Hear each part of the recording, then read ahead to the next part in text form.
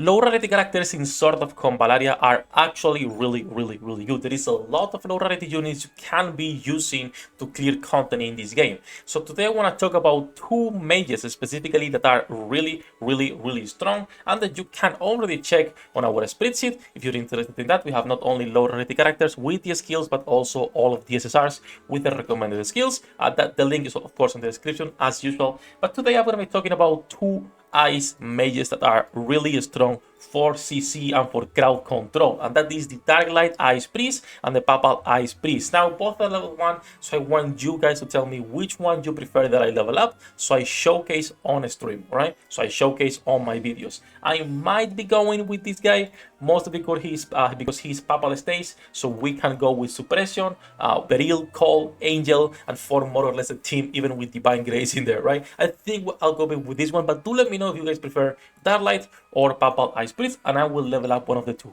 That said though, hello the internet, welcome back to the Waifus. I am Sefhi. Today's topic, Darklight Ice Priest and Papal Ice Priest. Two underrated and probably the strongest combo when it comes to CC and crowd control in the game thanks to their skill set. As usual, if you would like to subscribe, help me get out the channel, and let's get started with these two units that are really strong. Let's start with Papal Ice Priest and then we'll move into the Darklight one. So let's start with the Papal Ice Priest. He is a Watcher. His trait, as you can see, increases his magic attack by 15%. We don't care about that. But at the end of the turn, he grants physical defense 2 to 2 random allies within a 2-tile radius of the character, lasting for 2 turns. Pretty strong already, alright? At the end of the turn, 2 of your characters will gain physical defense 2, which is physical defense increased by 40%. This is really strong, and you can pair this with a lot of characters that don't have that many buffs on their own, right? So that's pretty strong already. And then he has a small AoE damage with ice that deals 80% of his magic damage. It's not that strong, we don't care about that, but let's talk about his kit because there is a couple of skills in here that are really cool. So first of all,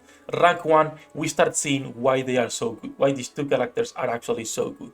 First of all, single target attack deals 130% magic damage and inflicts a speed 1 and move down 1 for 2 turns. All of the kits for these two characters will be inflicting speed debuffs and movement debuffs.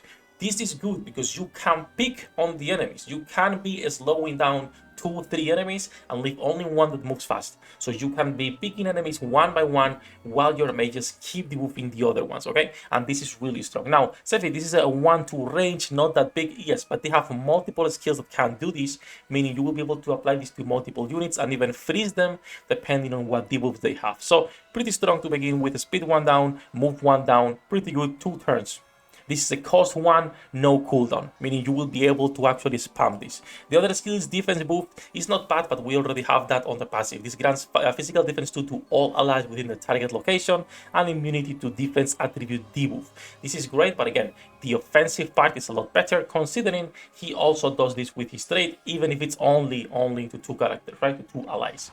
So I will go on the left side with Ice Lance. When we go to rank 3, it's the same. We want to go with the left side, all right? We have an Icy Blast, 75% AoE damage to the first enemy in each line within a 2x3 area, and then they inflicts once again a speed down 1 and move down 1 for 2 turns, and also knocks back the target by 2 tiles. We keep going on the same direction, which is we apply a speed down, we apply a movement down, and we can keep picking up on the other enemies. This is a cost 2, cooldown 3. The other skill, it's an aura, its field decreases AoE damage taken by all allies within 3 tiles around the character by 25%. It's not a bad aura, but overall you want to go on the left, and I would not spend a Castalia on a character like this, on a low rarity unit, to pick both of them, right? In my opinion, it's not worth it. When it comes to the reaction, it doesn't matter with what you pick. You can go with whatever you want. You have a defense physical, and then you have a hardening for both of those, which once again, you can pick whatever you want. I would personally go with hardening since you are getting damage reduction 2 for 2 turns every time you get hit, which is going to be pretty easy to maintain if you are in the action. And then we have the rank 7. On rank 7, there is 2 powerful skills, but we want to go with this one. Ice Shock. Magical damage deals 75% ice AoE to all enemies in a straight line of 5 tiles in the target direction and inflicts speed down and move 1 down for 2 turns. This is a cost 3, no cooldown again, and as you can see, it's a really big range. A 1-5, freezing everything, applying ice to all the tiles, and also inflicting this speed 1 and move down 1. This is really good even for tower. There is a lot of levels where in tower you want to be slowing down enemies so you can easily pick them on the other ones, and this is really powerful. The other skill is Ice Age. It's similar, but this is a cost for no cooldown, so most of the time you will not be able to even use this because how expensive it is, considering you have to also use your other abilities. That's why this one is not as great. Ice Age is a 75% ice AoE damage to all enemies on a 3-tile radius and inflicts once again a speed down 1 and move down 1 for 2 turns. Now, so this is a really powerful kit. Again, I will go left, then I will go on hardening, and then I will pick on Ice Shock on a cost 3 no cooldown for this really long ice attack that also applies the debuff. This is a really powerful character. The only downside it has how energy dependent it is, right? This is a character that needs a battery, in contrast to our Darklight Ice Priest, who does not need a battery because he's passive. So let's talk about this guy second and why he is also so good. So first of all, his trait is a little bit different. He also has a magic attack increase by 15%, as you can see, but this trait is a lot better because it applies physical defense up to 2 allies. This guy, however, what it does is when he is injured and he gets attacked, he will gain a physical shield equal to 20% of the character's HP, and he has a cooldown of 1 turn. So this is pretty good in terms to keep him alive while you deal with people. Also, the other difference is that the passive skill or the innate skill you learn with the Darklight Priest, it's also a single target attack that will apply speed down 1 and move down 1 for 2 turns. And you can basically use this all the time because it's a cost 1 skill, in contrast to this one, which is just an AoE ice damage. Still, AoE ice damage is pretty good to apply the ice to the tiles around him, but this is better because you can start applying those debuffs without any type of cost, right? Not only that, but, and we've talked about this a lot of times, but this rank 3 skill, right? Every time you see a mage with this skill right here, with this energy restoration, you always pick that. Doesn't matter what character it is.